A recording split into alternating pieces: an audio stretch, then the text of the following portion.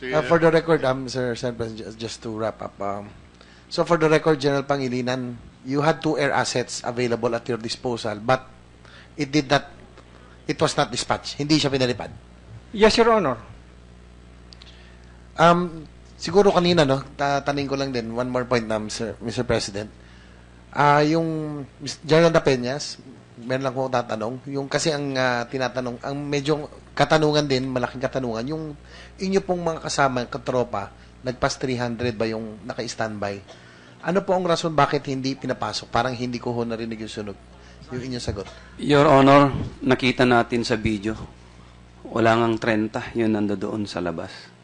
Yung 300 na sinasabi ni Senator Trillanes. Pangalawa, Your Honor, basahin ko dito yung sworn statement ni Staff Sergeant Haranilla. Since you are on the ground, if SAP decided to penetrate and get in the position of 50-50 SAP, will it be possible? Ang sagot niya, yes, it's possible for us to move in. But I believe that the result would be disastrous and will be pinned down because on our experience, enemies in that area is heavy. And I can observe, based on the volume of fire, they are so many and hard. However, if artillery support be given and fire at the enemies, they might run away. Meron pa dito yung statement niya. During our stay in the location of 45th SAP at around 9 a.m. in the morning, experienced minor gunfire from the enemies. But we cannot retaliate because the 55th SAP was in the line of fire. After 3 hours, we went back to the road and linked up with Lieutenant Concepcion. That's the time I got orders from him and we acted blocking force. Wala po sinasabi dito sa statement ni Staff Sergeant Haranilla. So, statement na pinirma niya ito sa investigador. Nakasubscribe. Wala siyang sinasabi dito na yung sinabi niya ngayon na ayaw samahan ng Special Action Force. Kamusta I-clarify ko na rin, Your Honor, ito. General Dapeñas, isang punto lang. No? Kamusta ho yung terrain doon? Hindi ba po sabi ho kasi, may nakating sa informasyon na 300 meters daw na open field. Ganon ho ba yung terrain na kinalalagyan ng 55th? Tama po, Your Honor. May open terrain sa pag-approach at saka may ilog malapit sa kanila, Your Honor. Sige po, ituloy niyo na yan para matapos na kasi yun. Yes, Your Honor. Nakalagay doon sa result ng briefing kanina, yung mapa, sabi niya Google Map. I'll show you if it is the Google Map. Na ibinigay ito ng ating counterpart.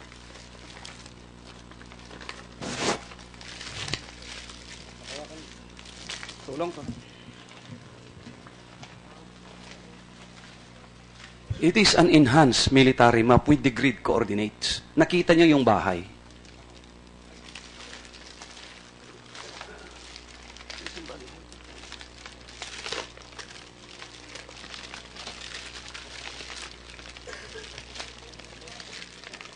Sige, taas lang.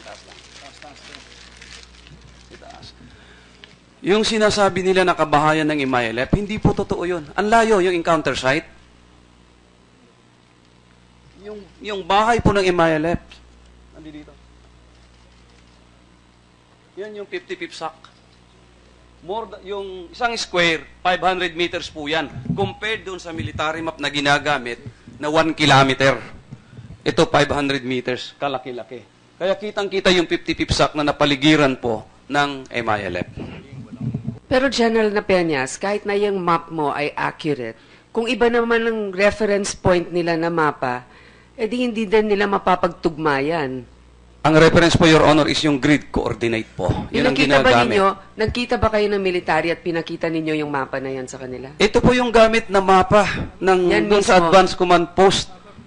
Meron kayong idadagdag, sir? At saka doon sa Tactical Command Post. Sir, sandali lang po. Your Honor, sir, ma'am. Galing po ako sa area. Yung sinasabi na malayo ang civilian, hindi po totoo yun kasi 5 minutes lang nandun na yung Tucanalipaw Bridge. Yung center mismo ng Tucanalipaw Center na more or less mga 2,000 siguro sir mga resident doon. Ang lapit 5 minutes lang nandun na po kami sa 5 minutes na lakad lang po. Ang lapit ng Okay, General Dapeñas. Yes, ma'am, Your Honor. Nagbakbakan ng umaga as early as 6 o'clock. Common sense. Mayroon pa bang civilian doon at that time? O nagsilayas na lahat? Nandun pa rin po. Naku. Kaliwanagin ko rin lang, ma'am, Your Honor. Si Colonel Osaita, na nakalagay doon yung affair ng the night before. Colonel Osaita is never connected with the Special Action Force. Hindi ko nakita ang mukha niyan, hindi ko kilala. Pangalawa, Your Honor, yung abort criteria, nandyan po dyan sa O-plan na isinamit namin, including yung contingency plan. Nandun nga, naalala ko nandun yung abort at saka contingency, Yes, pero ma'am. hindi sinunod. Sinunod po, ma'am. Dahil po hindi pumasok doon sa abort criteria, yung unang-una po, kung mayroon na aksidente na mas casualties, yun po ang unang-unang abort criteria. Basahin ko na lang po sa inyo. Pangalawa, yung compromise by the lawless elements on the entry, hindi po na-compromise, nakarating doon sa target. Pero yung Wala exit- naman aksidente. Saan yung entry-exit points nyo? Pakiulit nga. Yung ingress-egress ninyo. Ito po, makikita sa mapa.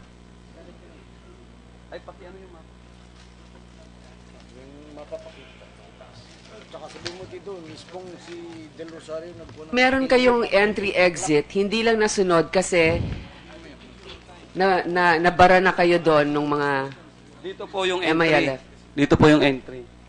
Papasok, papunta doon. Hanggang doon yung dulo. Sa right hand, sa taas, yun po yung location ni Marwan. Meron pong designated na waypoints. Pre-designated, naka-GPS na po yun. Naka-program sa GPS ng mga bawat teams at saka yung mga officers nila na sinusundan nila yung waypoints na nakaprogram sa GPS. Pinakita po ninyo yung sinusundan. entry. Saan yung exit dyan? Pabalik po din dito sa pinagpasukan. Dahil po, Pareho lang ang entry at exit ninyo. yes, Your Honor, may I explain? The whole of the community are filled with the MILF na kalaban. Pagka hindi ka lumabas dito na may security ka, lalo kang mauubos kasi lahat yan kalaban yung buong area na yan. Hindi ka pwede na lumabas na walang security na nakalagay. Yung sinasabi nila na mali sa SOP, yung one way in, one way out. Sa sinasabi nila yun, pero it's not a perfect situation ito. Dahil saan mo ilalagay yung security mo kung lalabas ka sa iba na puro kalaban yung buong paligid. This is the safest route noong pinarekon ito. Malayo sa kabahayan ng MILF. So, ang sinasabi nga ninyo, judging by the situation, that is the safest route, but it is normally not the standard operating procedure. Normally, dapat ibang entry at exit. Depende Or at po- least give more options for an exit plan. Na-consider din po namin, Your Honor.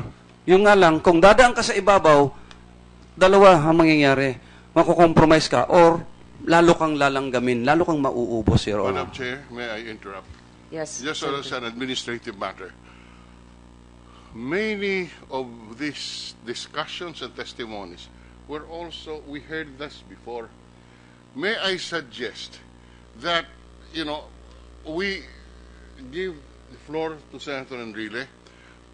We request Senator Enrile the next 30 minutes to finish it, and then we call the session to order because there are just about 4 franchises that that we're trying to finish. If that's okay, so Senator Pimentel is giving his time to I Senator will give my Enrile. time to Senator Enrile. Thank you, Senator Pimentel.